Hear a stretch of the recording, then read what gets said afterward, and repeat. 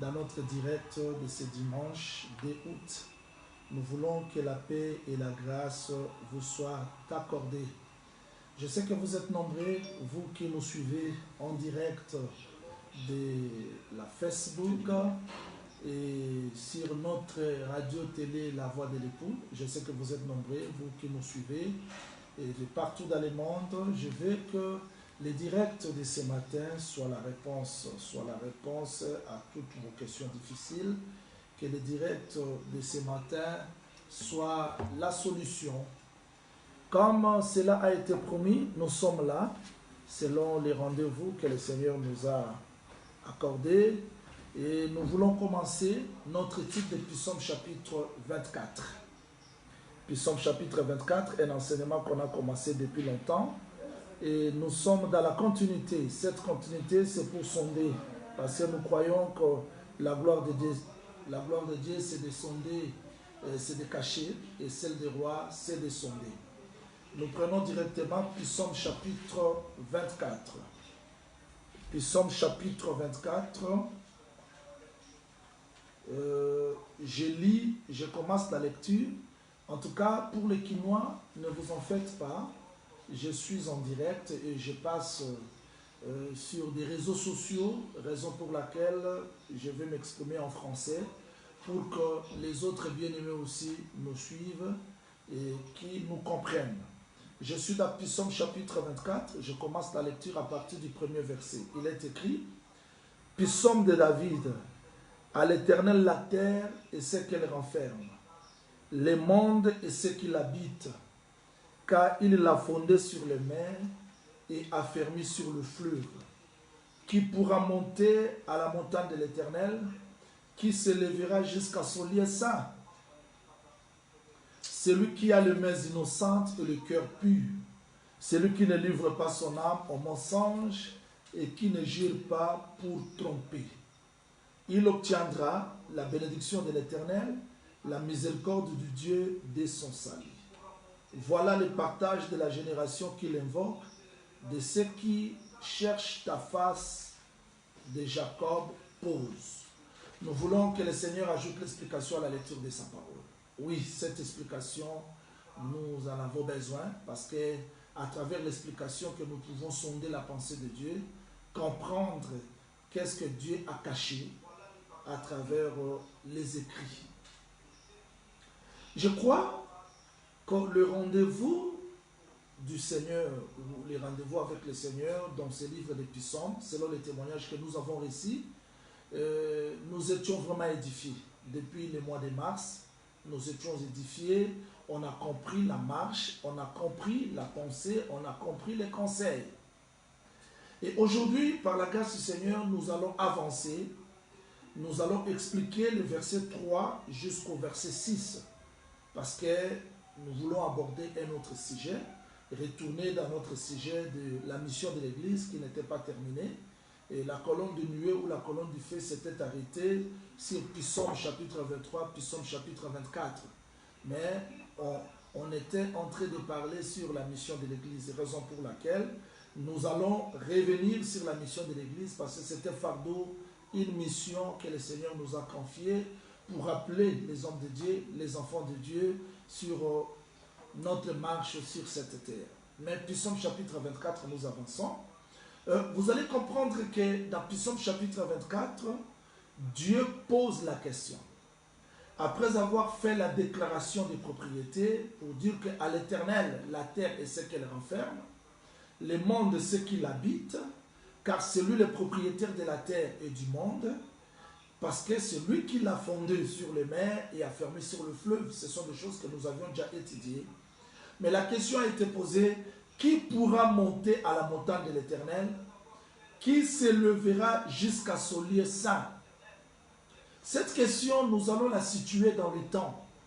Et ici, le prophète David chante seulement, mais nous devons comprendre quand est-ce que cette question a été posée et le pourquoi de cette question. Qui pourra monter à la montagne de l'Éternel? Qui s'élèvera jusqu'à son lieu saint? La réponse, celui qui a les mains innocentes et le cœur pur, celui qui ne livre pas son âme au mensonge et qui ne jure pas pour tromper. Suivez très bien. La question a été posée au singulier et la réponse est donnée au singulier. Qui pourra monter à la montagne de l'Éternel? Qui s'élèvera jusqu'à son lieu saint? La réponse, c'est un homme qui a les mains innocentes et le cœur pur. C'est cet homme-là qui ne livre pas son âme en mensonge et qui ne jure pas pour tromper. C'est cet homme-là. C'est-à-dire la réponse à la question, nous avons compris que celui qui peut monter à la montagne de l'Éternel, celui qui peut s'élever jusqu'à son lieu saint, c'est un homme qui a les mains innocentes et le cœur pur. Et c'est cet homme-là qui ne se livre pas, qui ne livre pas son âme en mensonge et qui ne jure pas pour tromper. C'est cet homme-là. C'est cet homme-là qui obtiendra la bénédiction de l'Éternel. J'aimerais que vous suivez bien les textes bibliques. Quand est-ce qu'il va obtenir la bénédiction de l'Éternel? Parce qu'on a posé la question, qui montera à la montagne de l'Éternel? Qui s'élèvera jusqu'à son lieu saint? La réponse, c'est celui qui a les mains innocentes et le cœur pur, celui qui ne livre pas son âme au mensonge et qui ne jure pas pour tromper. C'est cet homme-là qui montera sur la montagne et qui s'élèvera jusqu'au lieu saint. Maintenant, une fois arrivé là, il obtiendra la bénédiction de l'Éternel, la miséricorde de Dieu de son salut. Voilà le partage de la génération de ceux qui l'invoquent, de ceux qui cherchent ta face de Jacob pose. Comme je vous ai toujours dit, on ne raisonne pas sur les Écritures. Il faudrait que nous comprenions bien les textes pour que l'explication puisse s'asseoir non sur les raisonnements humains, mais sur la pensée du Seigneur. Parce que nous croyons que, comme le prophète Ésaïe a dit, lisez les livres de l'Éternel, aucun d'eux ne fera défaut, ni l'un ni l'autre manquera, c'est sa bouche qui l'a ordonné et c'est son esprit qui les rassemblera. Donc nous sommes dans l'obligation de faire l'étude du texte parce que si on ne fait pas l'étude du texte, on va accepter les raisonnements humains. Je vous ai toujours dit que notre vie dépend des choses que nous écoutons. Notre vie dépend de la parole. Si la parole est dispensée droitement, le peuple est sauvé. Et si les raisonnements humains entrent, il n'y a pas la vie. Je veux que le Seigneur ajoute l'explication à la lecture de sa parole. Et je veux que Dieu illumine les yeux du cœur de tous les téléspectateurs qui me suivent à la RTVE et aux bien-aimés qui sont branchés dans le monde entier sur Facebook, WhatsApp, YouTube, qui nous suivent en direct. Écoutez, je crois que la solution du problème de l'âme, je crois que toutes les questions que le monde peut se poser, la réponse se trouve dans la parole. C'est-à-dire que sans la parole, l'homme ne peut pas trouver la solution à toutes ces questions. Je me souviens d'une sœur dans la Bible, Aksa. Elle est entrée dans le mariage chez un monsieur Othniel.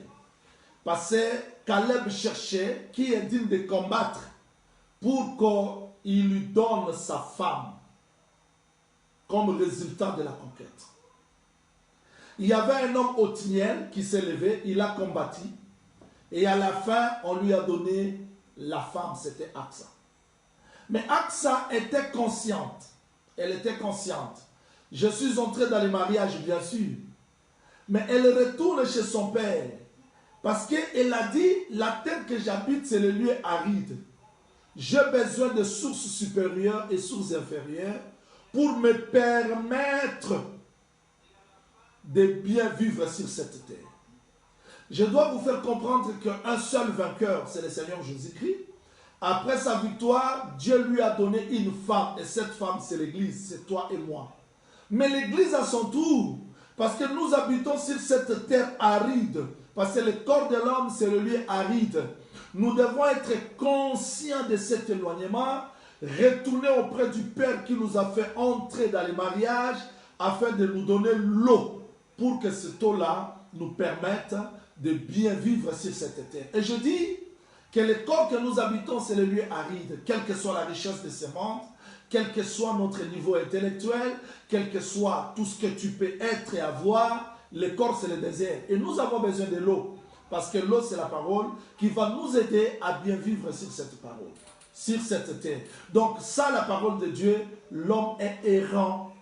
L'homme ne peut pas saisir, comprendre la vie sur cette terre de la souffrance que frère Job appelle comme la terre, comme la vie d'un mercenaire. Écoutez-moi très bien. Psaume chapitre 24, après avoir étudié la déclaration de la propriété, pour les gens qui ne nous suivent qu'aujourd'hui, ils peuvent nous poser des questions. Prophète Jean-Willy, Psaume 24, qu'est-ce qu'on a à faire avec ça? Dans le livre de Luc chapitre 24, un petit rappel pour les gens qui ne me suivent qu'aujourd'hui, à la télévision, tout comme sur Facebook. Dans le livre de Psaume chapitre 24, quand vous commencez la lecture à partir du verset 40, quand le Seigneur Jésus-Christ est ressuscité, il a commencé à expliquer sa vie, sa marche, commençant par la loi, les psaumes et les prophètes. C'est-à-dire que les psaumes parlaient d'un homme, le Seigneur Jésus-Christ. Voilà pourquoi nous devons sonder les Écritures pour comprendre la pensée que Dieu a cachée dans Psaume. Nous avions commencé notre étude dans Psaume chapitre 23, l'Éternel aime au berger. Mais ce berger de Psaume chapitre 23, c'est lui qui s'est fait offrande dans Psaume chapitre 22. C'est-à-dire dans Psaume chapitre 22, le berger a donné sa vie pour conduire son troupeau dans Psaume chapitre 23, afin d'amener ce troupeau dans les règnes dans Psaume chapitre 24. Mais la première des choses que nous avions comprises dans Psaume chapitre 24, il y a la déclaration de propriété que je vais revenir aujourd'hui pour donner le pourquoi. Dieu déclare que la terre et tout ce qu'elle renferme, c'est à lui. Le monde, tout ce qu'il habite, c'est à lui, parce que c'est lui le propriétaire. Mais écoutez, après avoir fait cette déclaration de la propriété, Dieu pose la question, qui pourra monter à la montagne? Maintenant, cette déclaration de la propriété et la question, à quel rapport? C'est-à-dire, il y a une pensée qui est cachée. Quand Dieu fait la déclaration que c'est lui le créateur du ciel et de la terre, mais pourquoi il pose la question, qui pourra monter à la montagne? À ce temps-là, Dieu voit l'humanité en bas. Il y a quelque chose qui s'est passé. Parce que Dieu ne peut pas faire la déclaration de la propriété que la terre c'est à lui et poser la question, qui pourra monter? Là, Dieu voyait toute l'humanité en bas de la montagne. Cela cache quoi? Vérifions un texte biblique qui va nous répondre, parce que j'ai toujours dit qu'on ne raisonne pas sur les Écritures. Nous sommes dans Psaume, nous sommes dans Ézéchiel, s'il vous plaît. Ézéchiel chapitre 23. Nous sommes dans Ézéchiel chapitre 28, s'il vous plaît. Ézéchiel chapitre 28, verset 13. Ézéchiel 28, verset 13. Je prends seulement ce texte pour montrer la montagne, c'est quoi? Et pourquoi cette question? Pourquoi Dieu cherchait qui peut monter à la montagne? Puis Ézéchiel chapitre 23, verset 13. Dieu dit ceci. Il dit, commençons par le verset 12 pour la meilleure compréhension. Fils de l'homme, prononce une complète sur le roi de Tyr. Tu lui diras, ainsi parle le Seigneur l'Éternel, tu mettais le sceau à la perfection, tu étais plein de sagesse, parfait en beauté. Tu étais en Éden, le jardin de Dieu. Tu étais couvert de toute espèce de pierres précieuses, de sardoines, de topazes. J'aimerais que vous saisissez bien la pensée. Dieu appelle le jardin d'Éden. C'est quel lieu? Le lieu de sa gloire. Et quand vous descendez dans le verset 15 jusqu'au 16e verset, vous allez comprendre que Éden, c'était la montagne. Éden, c'est la montagne parce qu'on parle de cet être, de cette créature qui était sur la montagne de Dieu, entourée de gloire, parce que cette montagne-là, c'était le jardin. Je suis allé pour vous faire comprendre qu'après avoir fait la déclaration de la propriété, Dieu, quand il pose la question, il pose cette question qui pourra monter, c'est-à-dire il y a une pensée qui est cachée. Oui, parce que Dieu est le propriétaire de tout, de la terre, propriétaire du ciel, mais il pose cette question qui pourra monter, c'est-à-dire il y a une chute. Dieu ne peut pas poser la question qui pourra monter s'il voyait des gens sur la montagne. Impossible. Il voyait toute l'humanité au pied de la montagne. Il voyait toute l'humanité au bas de la montagne. C'est-à-dire il y a eu la chute de l'homme. Parce que quand Adam était dans le jardin d'Éden, il était sur la montagne. Il était sur la montagne. Et sur cette montagne-là se trouvait la gloire. Et sur cette montagne était le lieu saint. Parce que le texte dit ceci. Qui peut monter sur la montagne de l'Éternel et qui peut résider dans son lieu saint? Je montre la montagne comme le lieu du royaume. Je montre le lieu saint comme le lieu de l'intimité. Et c'était ça le jardin d'Éden. Parce que le jardin d'Éden était la montagne où Dieu avait déversé son royaume et sa gloire. Le jardin d'Éden était le lieu saint où Dieu pouvait se communier avec Adam. Maintenant, quand Dieu pose la question, qui peut monter? C'est-à-dire, il y a une pensée qui est cachée. C'est-à-dire que l'homme a perdu la demeure. L'homme a perdu la montagne. Au perdre la montagne, c'est perdre l'intimité avec Dieu, c'est perdre le royaume. C'était ça la chute d'Adam. Comme Éden, c'est la montagne, Adam était placé là. Parce que je vous ai déjà donné le pourquoi. J'ai montré que Adam était le roi. Il était sur la montagne. Parce que Éden, c'est la montagne. Il pouvait diriger, il pouvait gouverner, il pouvait donner l'ordre aux poissons, aux animaux, aux arbres. Et nous avons vu cet homme-là d'Adam donner l'ordre sur tout. Que ce soit sur les animaux, les poissons, les oiseaux, les arbres. Mais après sa chute, ici je donne pourquoi Dieu fait la déclaration de la propriété et s'ensuit la question. Maintenant je donne le pourquoi. C'est-à-dire qu'entre la déclaration de la propriété et la question, il y a quelque chose qui s'est passé. Il y a la chute de l'homme. Maintenant Dieu cherchait qui peut monter à la montagne. En d'autres termes, qui peut retourner à l'Éden pour récupérer le royaume qu'Adam a perdu, pour récupérer le lieu saint. Parce que c'est sur cette montagne qu'il y a le lieu saint. Et le frère Paul nous dit dans Romains chapitre 5, vérifions une écriture qui va beaucoup nous aider. Romains chapitre 5, je lis le verset 12. Frère Paul dit ceci. C'est pourquoi, comme par un seul homme le péché est entré dans le monde, et par le péché la mort, et que si la mort s'est étendue sur tous les hommes parce que tous ont péché. C'est-à-dire qu'après la chute d'Adam, quand Adam est tombé, il est descendu au pied de la montagne. Pour remonter, il faut qu'un sacrifice soit fait.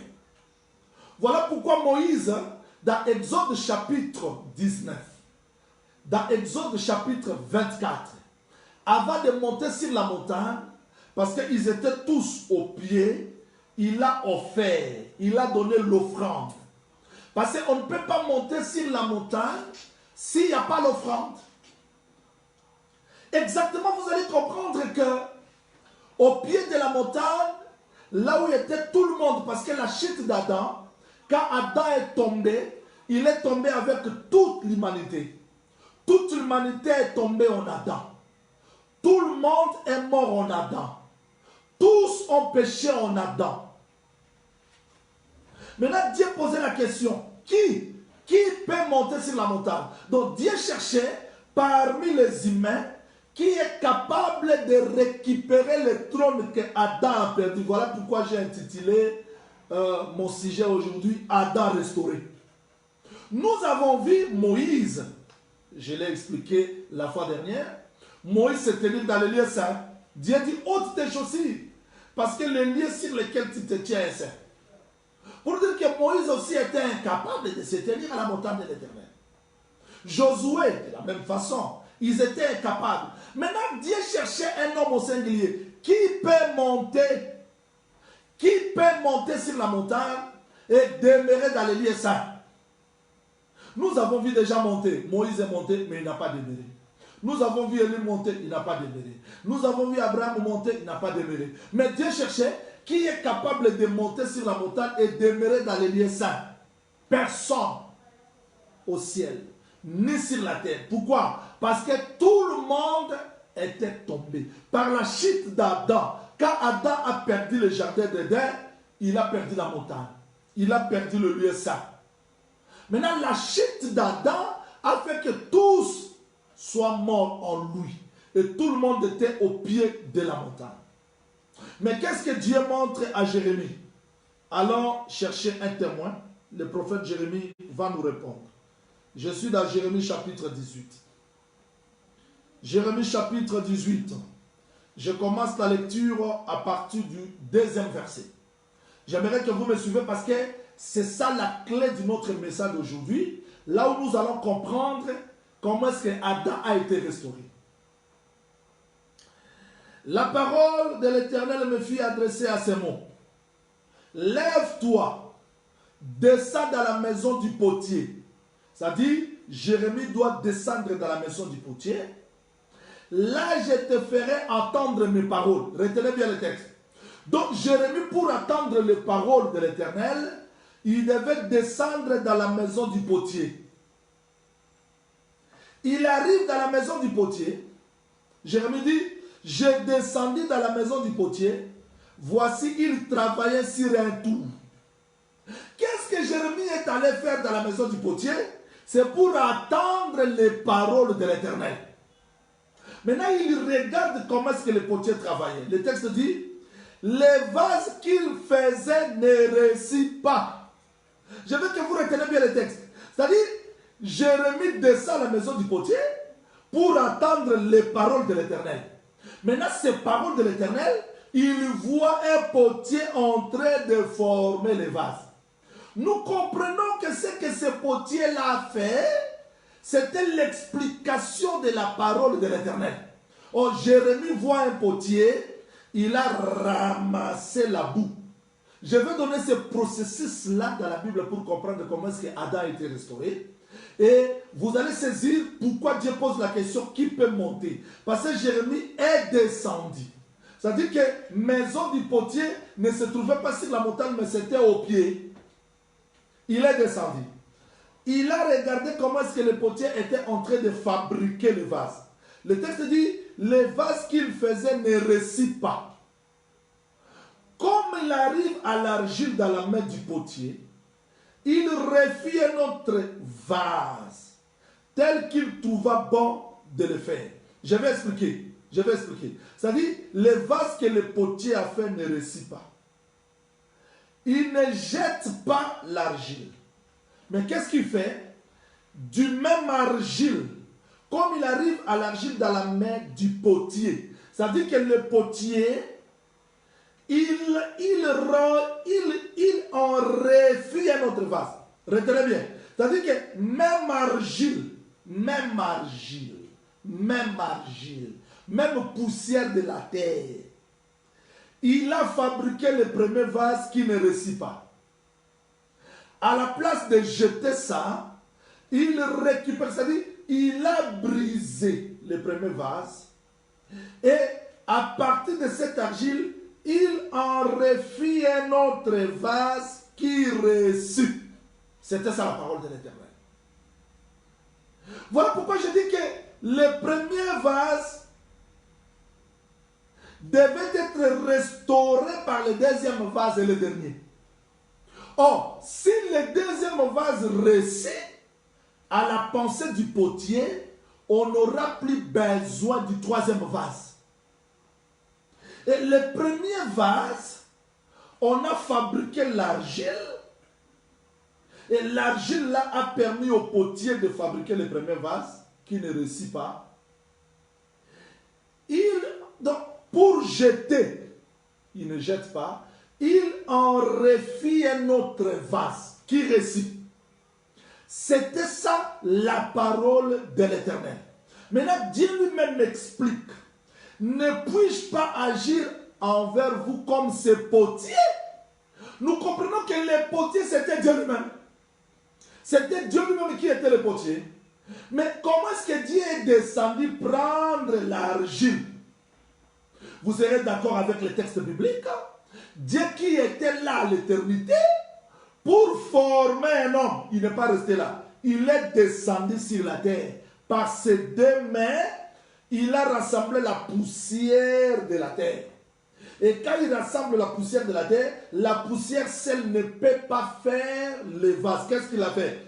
Dieu lui-même explique. Il explique chez Job. Allons chercher le processus parce que là, Dieu lui-même explique. Il explique qu'est-ce qu'il fait. Qu'est-ce qu'il a fait.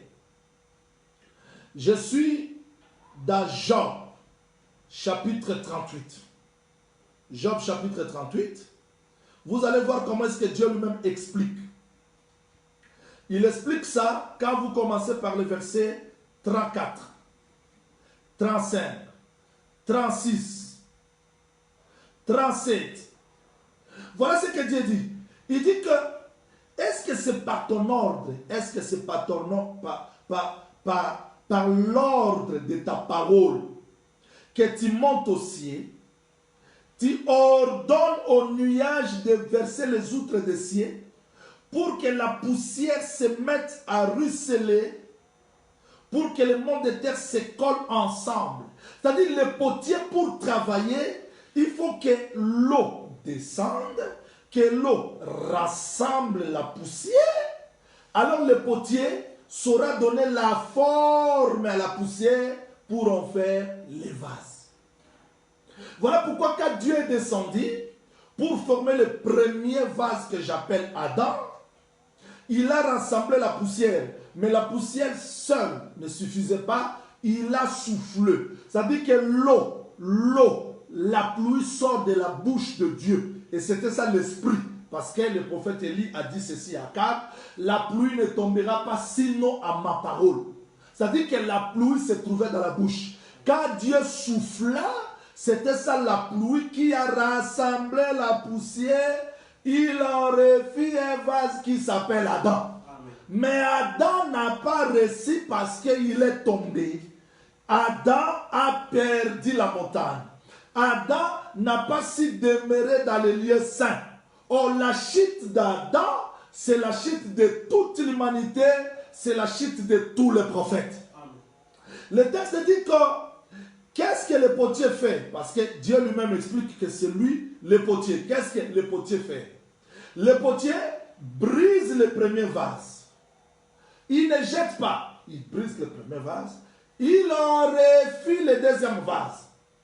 Voilà pourquoi le frère Paul appelle Jésus-Christ le dernier Adam. Pourquoi il est le dernier Adam? Parce que quand Dieu a fait le premier homme, Adam, il a perdu la montagne, il a perdu le lieu saint. Maintenant, Dieu cherchait qui parmi les humains était capable de monter sur la montagne. Mais c'est impossible parce que l'homme vendu au péché n'a pas la possibilité de regagner la montagne qu'il avait perdue en Adam. L'homme n'a pas la possibilité de regagner le royaume, de regagner la sainteté qu'il avait perdue en Adam. Maintenant, Dieu est descendu dans le corps de Jésus. Voilà. Jésus, c'était maintenant le corps là d'Adam que Adam avait perdu. Dieu a formé un autre corps qui s'appelle Jésus. Et Jésus, c'est le vase qui a reçu. Voilà pourquoi ce jour-là, Dieu a déclaré: voici mon fils à qui j'ai mis toute mon affection. C'est-à-dire que Jésus-Christ, c'était le fils de l'affection du Père. Jésus-Christ, c'était le fils de l'affection parce que c'est dans lui que Dieu a trouvé ce qu'il cherchait chez Adam. Adam n'a pas réussi, mais le Seigneur Jésus-Christ, quand il est venu sur la terre, c'est dans lui que Dieu a trouvé l'explication de ce qu'il cherchait en Adam. Donc l'homme selon le cœur de Dieu, ce n'était pas David. David n'était que l'homme. Mais l'homme selon le cœur de Dieu, l'homme qui a marché dans la sainteté, dans la justice, s'appelle le Seigneur Jésus-Christ. Raison pour laquelle nous disons que cette question-là qui était posée depuis le jardin d'Éden, Dieu cherchait qui peut monter sur la montagne, qui peut demeurer dans le lieu saint. Dieu cherchait cet homme-là, il n'en trouva personne. Or, l'homme que Dieu a cherché en Adam, qu'il a trouvé en Seigneur Jésus-Christ. C'est-à-dire que le Seigneur Jésus-Christ, c'est lui l'explication de l'homme que Dieu cherchait.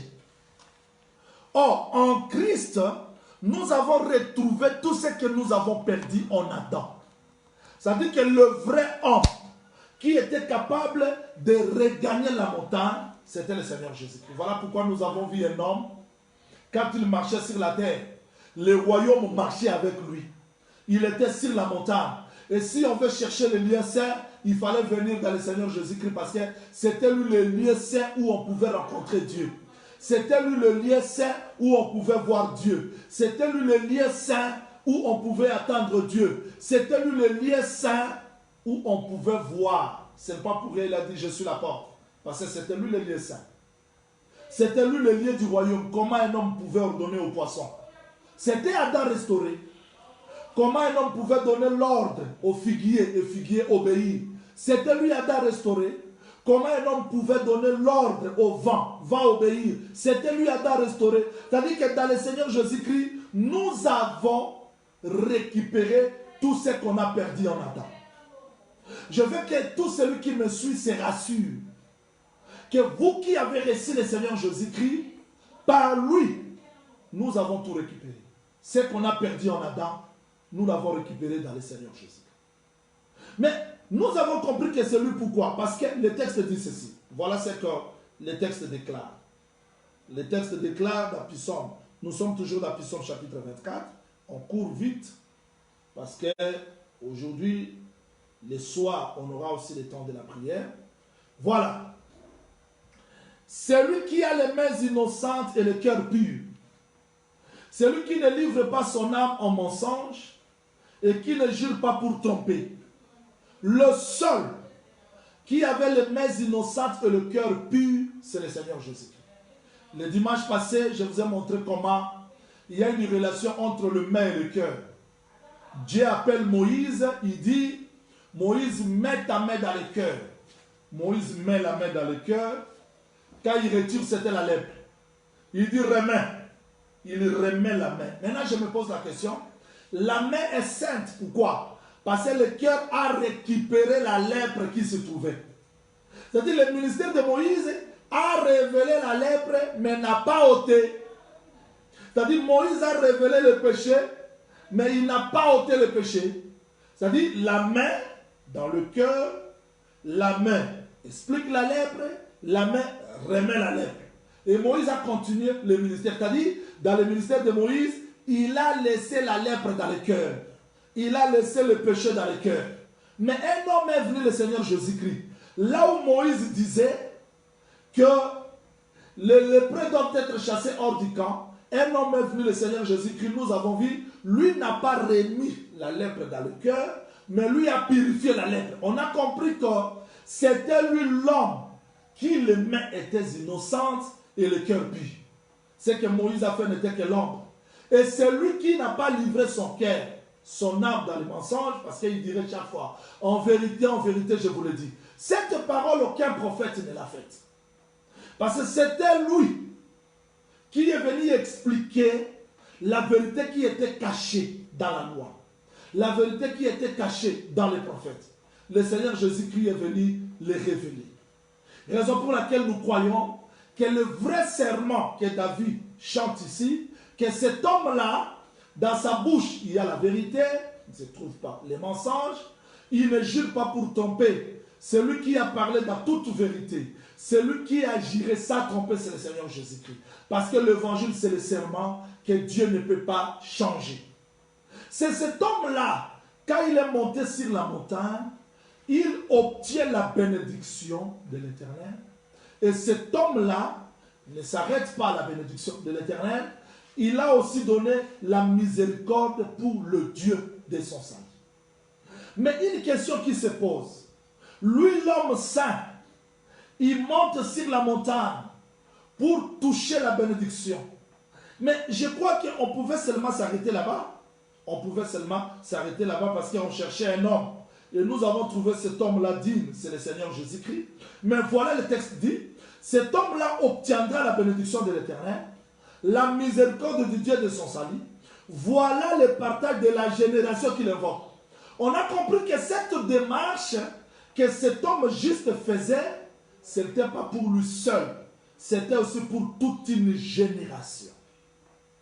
C'est-à-dire que la génération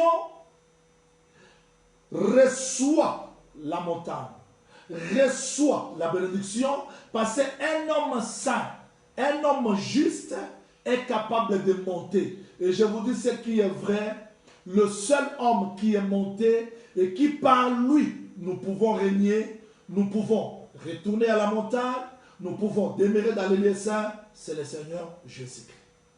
Voilà pourquoi nous disons que quand le prophète David dit, voilà le partage de la génération de ce qu'il invoque, on a compris que quand Dieu posait la question, qui?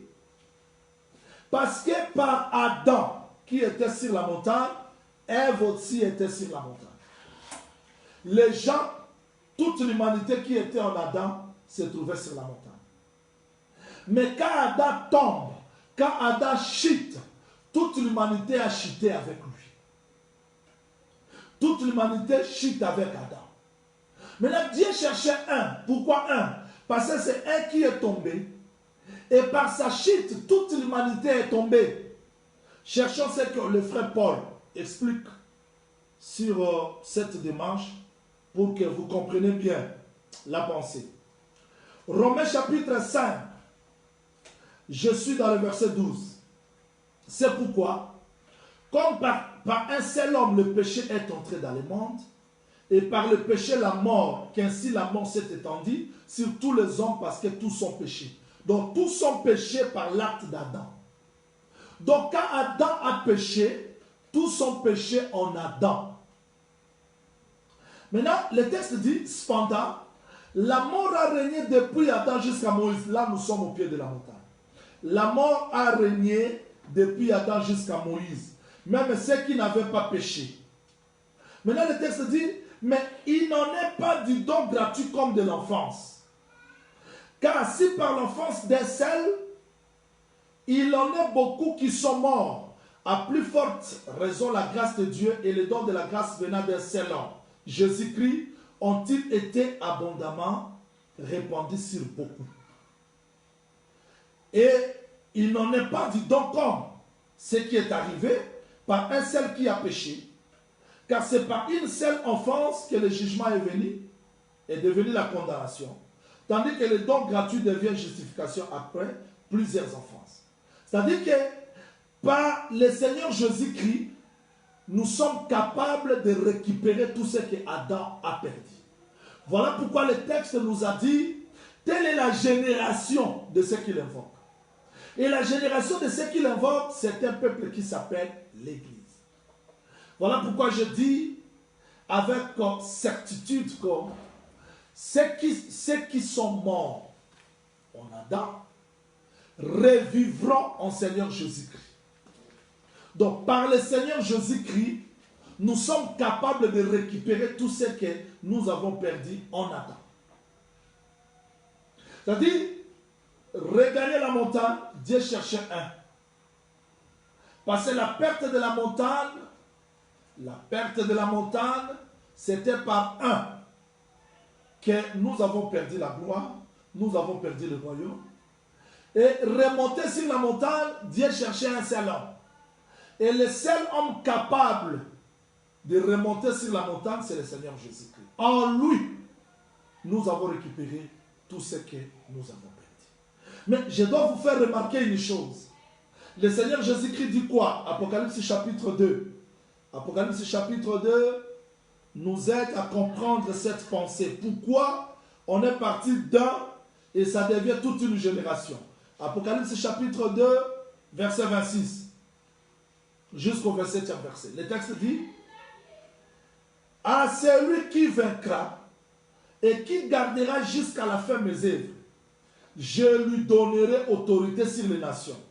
Il le pètera avec une verge de fer, comme on brise les vases d'argile, ainsi que moi-même j'en ai reçu le pouvoir de mon Père.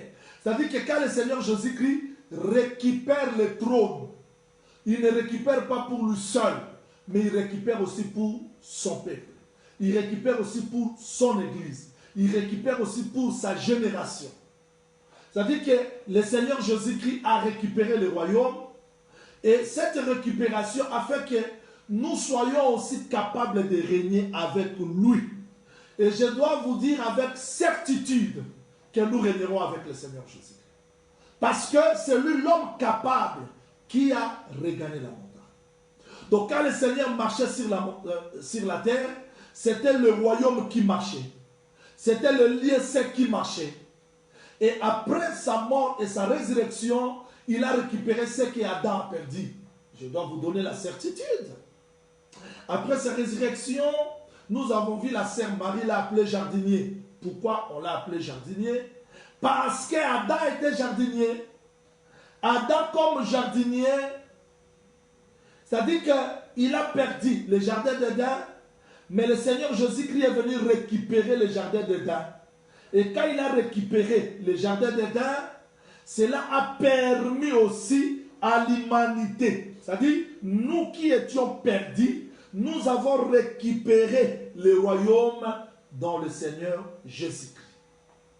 Raison pour laquelle nous disons avec certitude que nous régnerons avec le Seigneur Jésus. Donc il n'est pas monté seul. Il n'est pas monté seul. Bien que celui qui était seul d'une, mais dans Jésus-Christ, nous avons monté. Je donne la parole d'espérance. Je donne la parole de la foi aux enfants de Dieu découragés. Le monde peut te traiter de toutes sortes de la malédiction, de toutes sortes d'injustices. Mais je suis venu te dire aujourd'hui, tu n'es plus sur la terre. Tu n'es plus sur la terre, tu es sur la montagne avec le Seigneur Jésus-Christ. Parce que tu es sur la montagne avec le Seigneur Jésus-Christ, tu régneras avec lui. Je vous dis au nom du Seigneur Jésus-Christ, nous régnerons avec lui. Quels que soient les temps difficiles, quelles que soient les épreuves, quels que soient les combats, mais je suis venu vous donner la parole d'assurance que Jésus-Christ, il monte sur la montagne, il ne monte pas seul, il monte avec sa génération, avec son église, il monte avec son peuple, nous régnerons avec lui. C'est vrai, c'est vrai. Le frère Paul, laissez-moi lire le frère Paul, il dit, j'estime que les souffrances de temps présent ne sauront jamais être comparées à la gloire à venir. Donc le bien-aimé Paul voyait la gloire à venir plus que les souffrances de temps présent. Aux enfants de Dieu qui souffrent. Oui, tu n'es pas digne de monter sur la montagne. Un seul est monté. Mais quand il est monté, c'est pour toute sa génération. Parce que nous sommes la génération des héros. Nous sommes la génération qui a crié à la parole.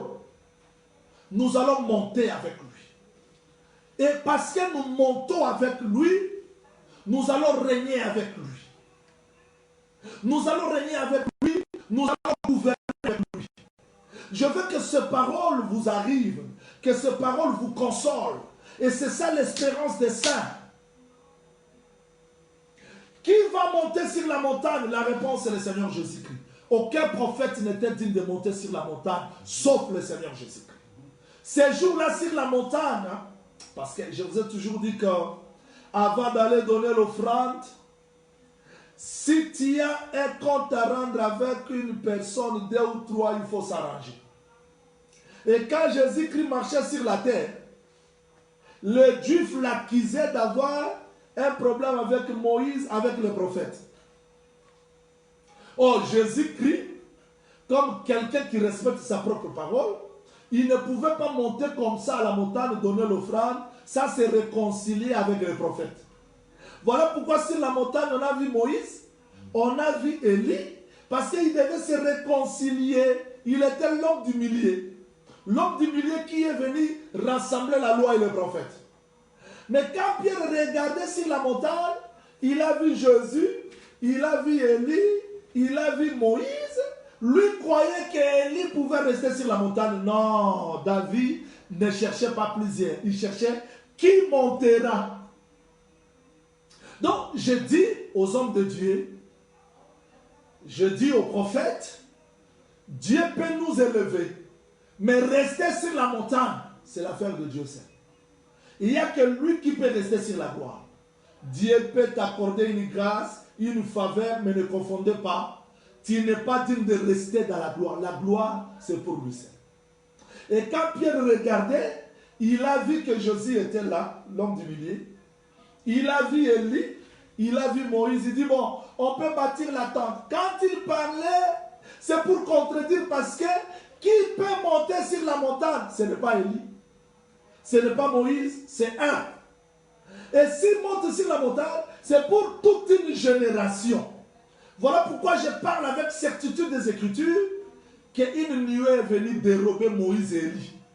Et la voix est sortie, voici mon fils. Pour dire que la voix a répondu à la question de David. Qui peut monter sur la montagne? Qui peut demeurer dans les lieux saints? C'est le Seigneur Jésus-Christ.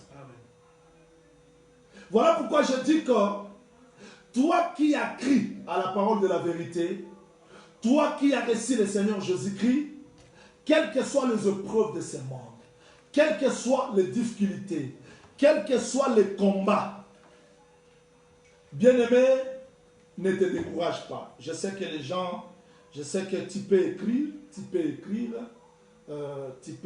pour qu'on te réponde parce que nous sommes en direct. Oui, nous sommes en direct, tu peux écrire. Merci. Alors, je vais dire ceci en un mot. En réalité, je vais seulement expliquer et dire que l'homme qui est monté sur la montagne et demeuré, c'est le Seigneur Jésus-Christ. Il n'est pas monté seul. Il est monté pour demeurer et rester, afin que nous régnions avec lui. Dans les souffrances de temps présent, nous pouvons traverser des moments difficiles parce que nous sommes encore loin de lui. Cela ne peut pas nous empêcher d'espérer et d'attendre cette grande promesse.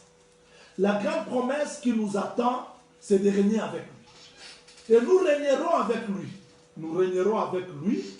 Nous régnerons avec lui parce que nous croyons que ce qu'il a promis, ça va se réaliser. Écoutez-moi très bien. Je parle avec certitude des Écritures. Je vais dire avec les textes bibliques que quand il est monté sur la montagne, c'est pour tout un peuple. Mais retournons un peu dans Psaume chapitre 24. Comme je l'ai dit, que je vais ramasser tous ces versets aujourd'hui pour terminer et vous donner la pensée du Seigneur prier. Écoutez cette pensée. Psaume de David, je suis dans le premier verset. À l'Éternel la terre et ce qu'elle renferme, le monde et ce qu'il habite. Je ne sais pas si ça vous dit quelque chose. Ça dit, celui qui va régner, c'est le propriétaire. Avant de régner, il faut être propriétaire.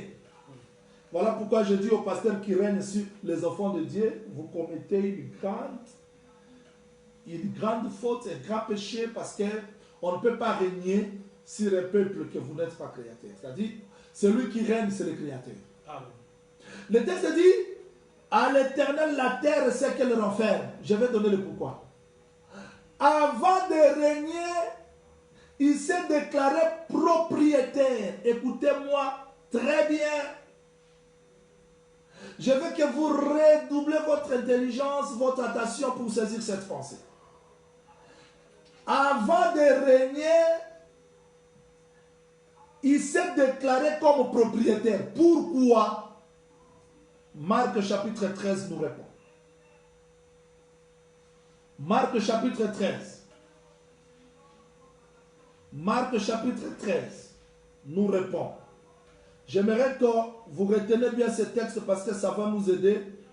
Je cherche cette traduction qui va nous aider. Marc chapitre 13. Ça est dans Marc chapitre 13. Ça est aussi dans Luc chapitre 19. Le Seigneur Jésus-Christ, avant d'entrer dans Jérusalem, voilà ce qu'il dit. Allez, si on vous demande pour cet anneau, répondez, le Seigneur en a besoin. C'est-à-dire que le Seigneur Jésus-Christ, avant de monter sur Jérusalem, avant qu'on chante pour lui comme béni soit celui qui vient au nom de Dieu, béni soit le fils de David, il a tout d'abord fait cette déclaration de propriété. Il dit, allez, vous allez trouver un anneau qui est attaché quelque part. Détachez-le. Et si quelqu'un vous demande, répondez que le Seigneur en a besoin. Le maître en a besoin. C'est-à-dire, le propriétaire de l'anneau en a besoin. Vous voyez? C'est-à-dire, il a fait la déclaration. C'est-à-dire, cet anneau-là pouvait avoir de maître, non le propriétaire. Le propriétaire, c'est celui qui en avait besoin avant d'entrer dans le règne. Parce qu'il ne peut pas régner sans se déclarer comme le propriétaire. Amen. Il dit, allez détacher un anneau. Et il n'a pas dit que si le propriétaire de l'anneau pose la question, non. Il dit, si ce maître vous demande, c'est-à-dire que cet anneau a de maître, mais un seul propriétaire. Je vais vous dire ce matin que les maladies qui vous dominent, les problèmes qui vous dominent, ce ne sont pas des propriétaires. Et les gens peuvent parler de tout, mais le seul créateur de ta vie, c'est le Seigneur Jésus. Amen. Voilà, je lis rapidement. Luc chapitre 19. Luc chapitre 19, je commence à le lire à partir du verset 30. Allez au village qui est en face. Quand vous y serez entrés, vous trouverez un anneau attaché, sur lequel aucun homme ne s'est jamais assis. Détachez-le et amenez-le. Si quelqu'un vous demande, parce qu'il savait que les gens vont demander. Il savait que quand le message viendra pour te délier, les soucis seront là. Les démons seront là. Les problèmes seront là. Voilà pourquoi il dit, bon, si quelqu'un vous demande, il ne faut pas faire trop de débats avec ces gens-là. Vous lui répondrez, le Seigneur en a besoin. C'est comme ce matin, j'ai dit aux maladies qui te dominent, j'ai dit aux problèmes qui te dominent que le Seigneur en a besoin. Amen. Parce que c'est toi l'anneau qui doit manifester son règne. S'il est monté sur la montagne, c'est pour que toi, tu sois participant de ce règne. Amen. Le texte dit ceci. Vous trouverez un anneau attaché. Je ne sais pas quelle que soit le sorte de lien. Lien de famille, lien de célibat, lien de quoi que ce soit. Je n'ai pas besoin de connaître tout cela. Je n'ai pas besoin même de vous prêcher le nom des démons. Mais je sais que vous êtes liés quelque part. Et le maître m'a envoyé pour vous dire que tu dois être libre. Pour les gens qui me suivent aujourd'hui, je vous ai amené le message de Psaume chapitre 24 pour dire que le Seigneur a besoin de régner avec toi et tu dois régner avec lui. Amen. Vous trouverez un anneau attaché. Si quelqu'un vous demande pourquoi le détachez-vous, vous lui répondrez, le Seigneur en a besoin. Voilà la déclaration de la propriété. À l'Éternel la terre et tout ce qui habite. À l'Éternel le monde et tout ce qui renferme. Ceux qui étaient envoyés allèrent et trouvèrent les choses comme Jésus leur avait dit. Comme ils détachaient l'anneau, ces maîtres, j'aime la précision des Écritures, ces maîtres leur dit, pourquoi détachez-vous l'anneau? Il répondit, le Seigneur en a besoin. C'est-à-dire, parmi les maîtres, il n'y avait pas le propriétaire. Le propriétaire se trouvait quelque part. C'est-à-dire, quels que soient les démons, quels que soient les problèmes, les difficultés qui nous entourent, je dis que personne ne peut expliquer ta vie si ce n'est que celui qui t'a créé. Amen. Tu peux te poser des questions, pourquoi ma vie ne marche pas, pourquoi rien ceci, cela, mais je te ramène vers le créateur de ta vie parce qu'il n'y a que lui qui peut expliquer tout de ta vie. Amen. Il a dit, si quelqu'un vous demande, le Seigneur en a besoin. Ils ont détaché l'amour. Ils amenèrent à Jésus l'amour.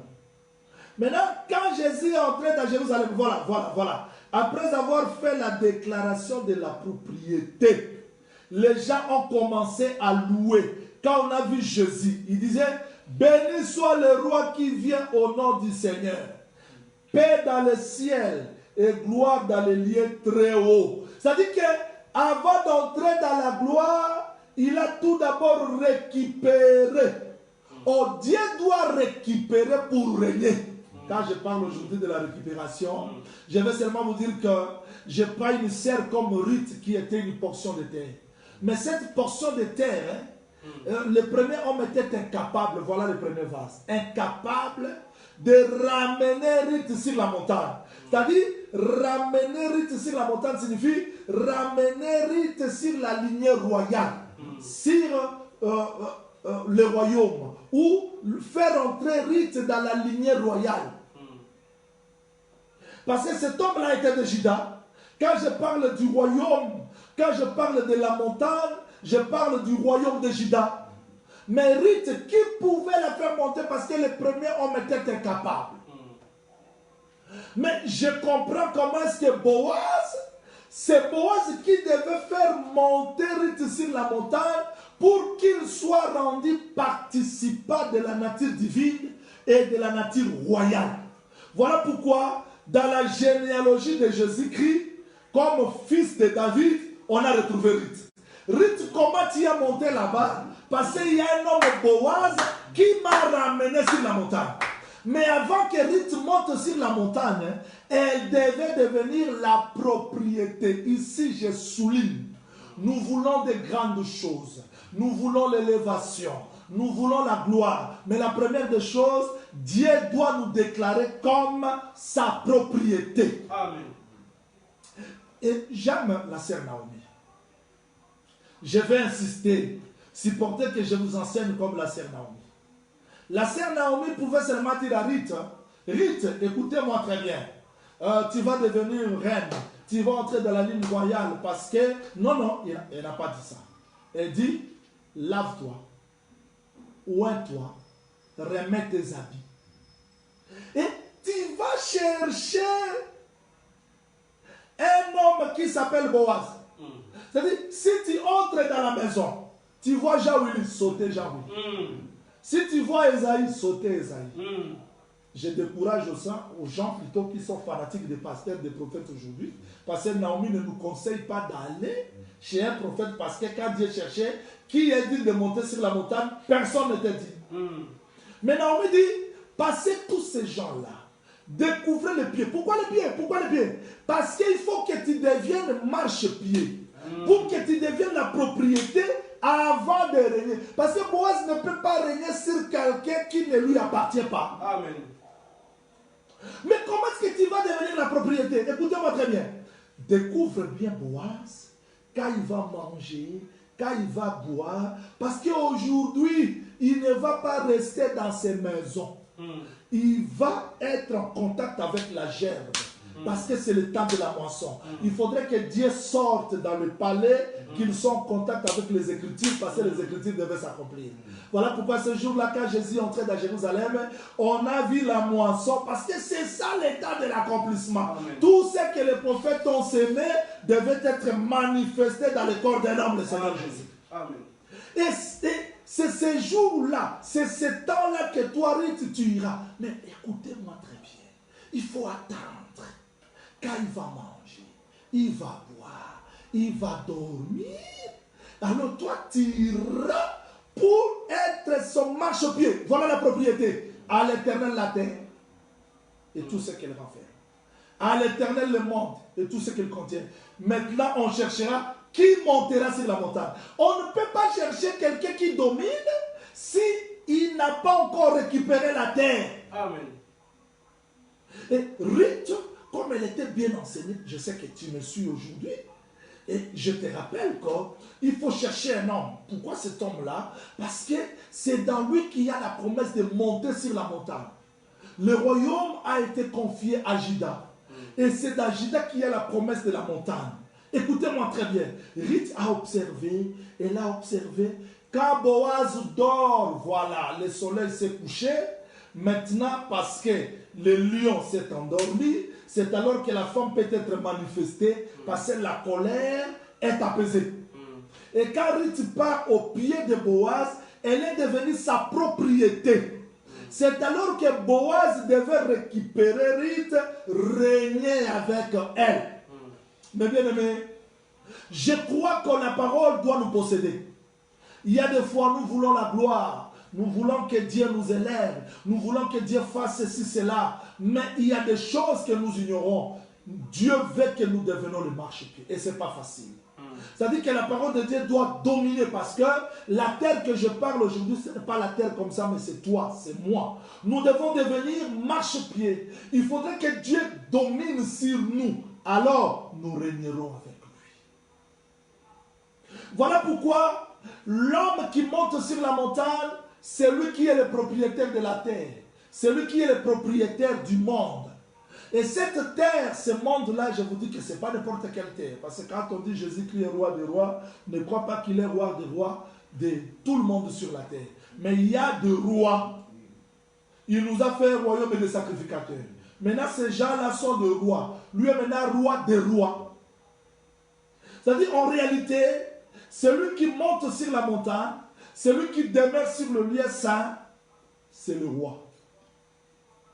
Voilà pourquoi Ésaïe chapitre 2, verset 2, lisons là-bas pour terminer. Ésaïe chapitre 2, je lis Ésaïe chapitre 2. Ésaïe chapitre 2, verset 2. Le texte dit ceci. Il arrivera dans la suite du temps que la montagne de la maison de l'Éternel sera fondée sur le sommet des montagnes, qu'elle s'élèvera par-dessus les collines et toutes les nations y afflueront. Mais cette montagne signifie quoi? Retournons dans le texte de commencement. Cette montagne signifie quoi? Je suis dans le livre de Daniel chapitre 2. Je suis dans le livre de Daniel chapitre 2. Je commence la lecture à partir du verset 44. Dans ce temps de ce roi, le Dieu des cieux suscitera un royaume qui ne sera jamais détruit et qui ne passera pas sous la domination d'un autre peuple. Il brisera. Il anéantira ce royaume-là et lui-même subsistera éternellement. C'est ce qui indique la pierre que tu as vu se détacher de la montagne sans le secours d'aucune main. C'est-à-dire que le royaume-là, cette montagne-là, c'est le royaume. Et le royaume de Christ qui ne passera pas sous la domination de notre royaume. Voilà Adam restauré. C'est-à-dire que dans Jésus-Christ, Adam a été restauré. Dans Jésus-Christ, nous avons récupéré tout ce que nous avons perdu. Tu peux me poser des questions, mais moi je traverse des moments difficiles. Les choses deviennent difficiles dans ma vie. Je suis venu te dire ce matin, quels que soient les moments difficiles, mais retiens qu'il y a la gloire qui t'attend. Voilà pourquoi, frère Paul, cherchons Paul pour terminer et avoir le temps de la prière. Voilà ce que frère Paul dit dans 2 Corinthiens, chapitre 4, verset 17 jusqu'au 18e verset. Voilà ce que frère Paul dit. Il dit, car nos légères afflictions du moment présent produisent pour nous, au-delà de toute mesure, un poids éternel de gloire. J'ai perdu la femme, les enfants, j'ai perdu tout. Frère Paul appelle ça légère affliction. Et ces légères afflictions produisent pour nous, au-delà de toute mesure, un poids éternel de gloire. Parce que nous ne regardons non pas aux choses visibles, mais à celles qui sont invisibles. Car les choses visibles sont passagères et les invisibles sont éternelles. Il ajoute dans Romains chapitre 8, Romains chapitre 8, voilà ce que frère Paul ajoute. Il dit, je suis dans le verset 17 jusqu'au 18e verset. Il dit ceci, or, si nous sommes enfants, nous sommes aussi héritiers, héritiers de Dieu et co-héritiers de Christ.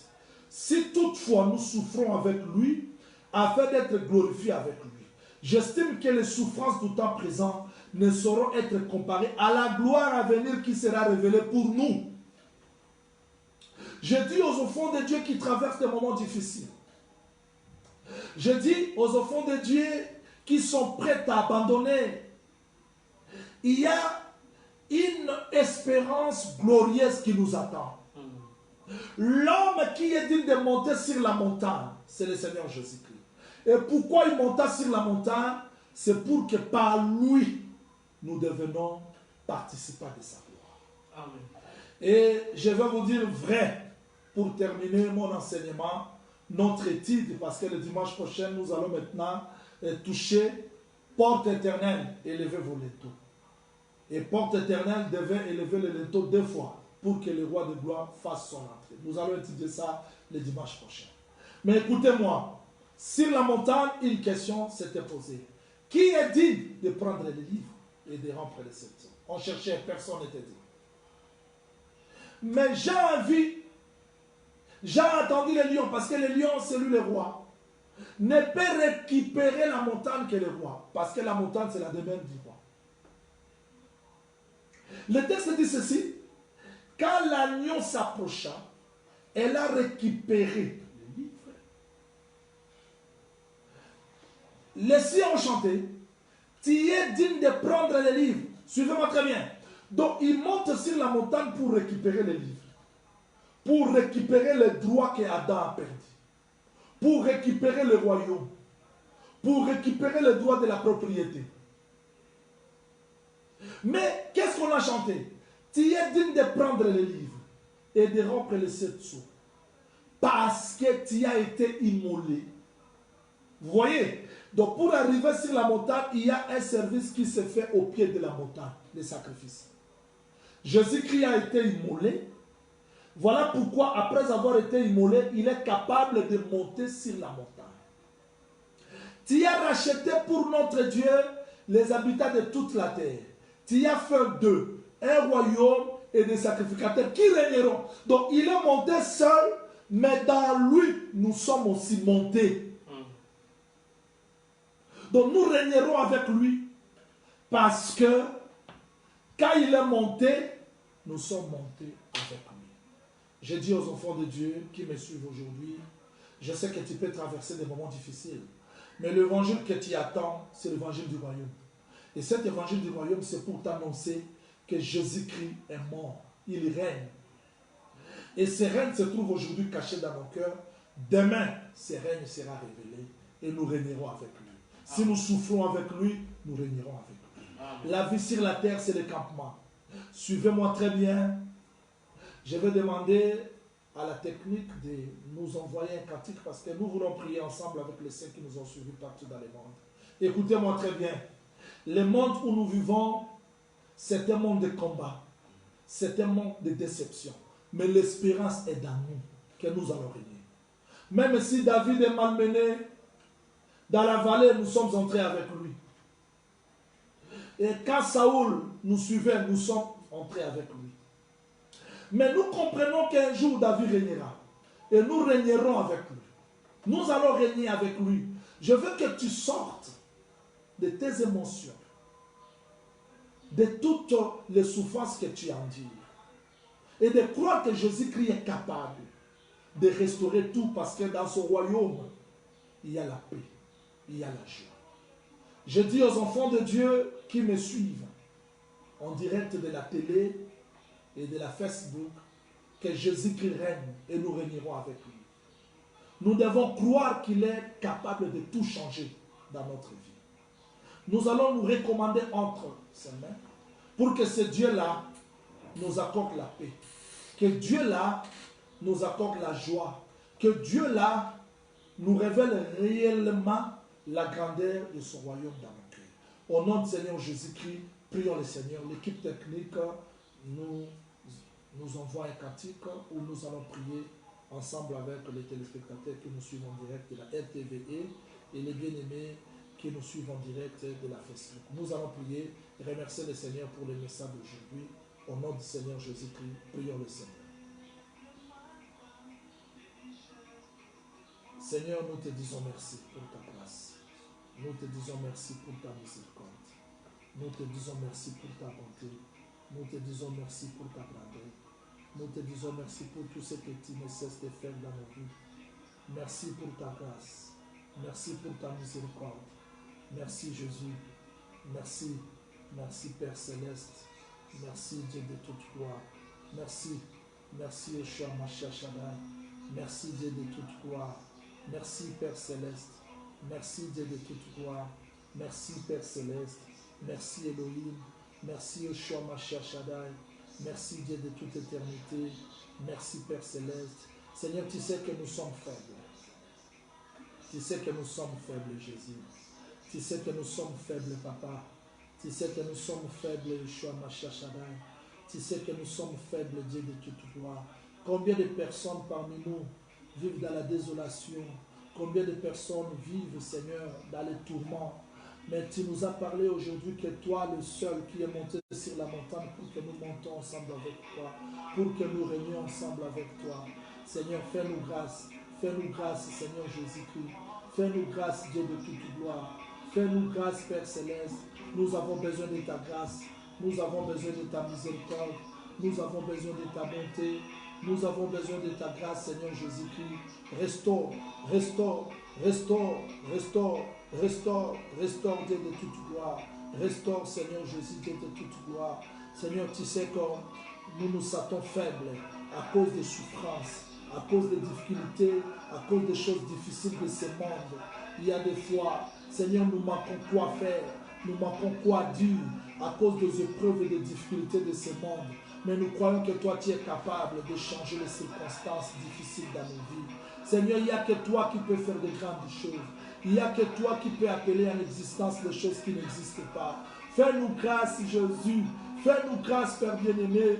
Nous nous sentons faibles. Nous nous sentons faibles, Dieu de toute gloire. Nous nous sentons faibles, Jésus, Dieu de toute gloire. Comment rester sur ce chemin? Comment rester sur ce chemin alors que notre vie est combattue d'une manière ou d'une autre? Nous sommes combattus, Dieu de toute gloire, dans des déceptions, dans des combats difficiles de ce monde. Il n'y a que ta grâce qui peut nous faire quelque chose de plus, Seigneur. Nous ne comptons que sur ta grâce, Papa. Nous ne comptons que sur ta miséricorde. Au secours, Jésus. Viens au secours, Père Céleste. Viens au secours, Dieu de toute gloire. Viens au secours, Père Céleste. Viens au secours, Jésus. Viens au secours, Père bien-aimé. Au secours dans nos faiblesses, dans nos manquements. Nous voulons que tu interviennes. Nous voulons que tu fasses de grandes choses dans nos vies. Au nom de notre Seigneur Jésus-Christ, nous avons ainsi prié. Oui. Merci à l'équipe technique. Nous continuons dans la prière. Nous allons prendre l'autorité que Christ nous a conférée. Nous allons chasser toute puissance qui combat nos vies. Il y a des pensées négatives. Il y a des circonstances qui nous retiennent. Il y a des choses qui nous pêchent de rester dans la gloire, qui nous empêchent de rester dans la gloire. Nous allons chasser toute attaque du monde du ténèbre. Nous allons les repousser loin de notre vie. Au nom du Seigneur Jésus-Christ, prions le Seigneur. L'équipe technique nous envoie les cantiques. Nous prions ensemble avec les bien-aimés qui nous suivent en direct de la télévision. Nous allons prendre l'autorité pour chasser tous ceux qui nous combattent. Au nom du Seigneur Jésus-Christ, prions le Seigneur. Nous chassons toute puissance de l'ennemi. Je détruis toute puissance démoniaque. Je détruis toute puissance satanique. Je détruis toute puissance de l'ennemi. Tous ceux qui ne confessent pas ton nom Jésus-Christ, je les repousse. Je les repousse. Je les repousse. Libérez ma vie. Libérez ma foi. Libérez ma vie. Libérez ma vie. Libérez. Libérez. Libérez. Libérez. Libérez. Je vais être libre. Libre. Libre. Libre. Libre. Libre. Libre, libre, libre, libre, libre, libre, libre, libre dans mes pensées, libre dans ma vie, libre dans mes pensées, libre dans ma vie, libre dans mes pensées, libre dans ma vie, libre dans mes pensées, libre, libre, je vais être libre, je vais être libre, je vais être libre, je vais être libre, je vais être libre, je vais être libre. Toi qui me suis comme serviteur de Dieu, je veux que tu sois libre. Je ne sais pas, tu traverses quel moment difficile de ta vie, mais je veux que Dieu t'accorde la liberté. La liberté là où tu es. Au nom du Seigneur Jésus-Christ. Au nom du Seigneur Jésus-Christ. Au nom du Seigneur Jésus-Christ. Vivez la liberté. Vivez la paix. Vivez la gloire de Dieu dans ta vie. Au nom du Seigneur Jésus-Christ, nous avons ainsi prié. Oui, merci.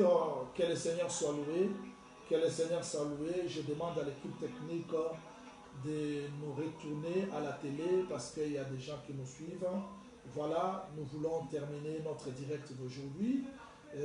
Vraiment que le Seigneur bénisse tous ceux qui nous ont suivis. Je vois les bien-aimés de tous les jours. Je veux prier pour vous. Je sais que les gens me suivent en direct de la RTVE. Au début, on a eu un problème de la connexion, mais à la fin, c'est bien marché. Je sais qu'on lit parce que c'est l'essai technique. Nous nous démenons pour que le direct soit fait d'une façon impeccable. Aux bien-aimés qui me suivent à la Facebook, que Dieu vous bénisse. Je vous vois nombreux. Je ne saurais citer tous les noms. Vraiment que le Seigneur vous soit favorable. Et moi, je crois que Jésus-Christ est mort. Il n'est pas resté à la tombe. Il est monté sur la montagne. C'est pour que nous aussi, nous montons avec lui. Et s'il est monté sur la montagne, ce n'est pas pour nous laisser encore là. Nous croyons que là où il est, c'est là où nous serons. Et nous croyons, quels que soient les temps difficiles que nous traversons, mais Dieu nous a envoyé cette parole pour nous ramener à la montagne. Toi qui te voyais plus au pied de la montagne, à cause de ce que les gens te racontent, tu n'es pas là. Il n'y a personne dans la vie qui peut réussir sans frôler les échecs. Les échecs, les difficultés, les épreuves, les moments difficiles peuvent arriver. Mais parce que nous croyons qu'il y a quelqu'un qui est sur la montagne, nos yeux sont fixés vers lui. Il est capable de nous ramener parce que nous avons cru en lui. Nous avons cru en lui. Et loin de Dieu les mensonges. Loin de Dieu les mensonges, ce qu'il promet, c'est ce qu'il réalise. Il y a des fois, on se sent abandonné, on se sent comme si il n'y a pas un Dieu qui nous voit, qui nous contrôle. Mais ce matin, je te dis qu'il y a un Dieu qui est au contrôle de tout.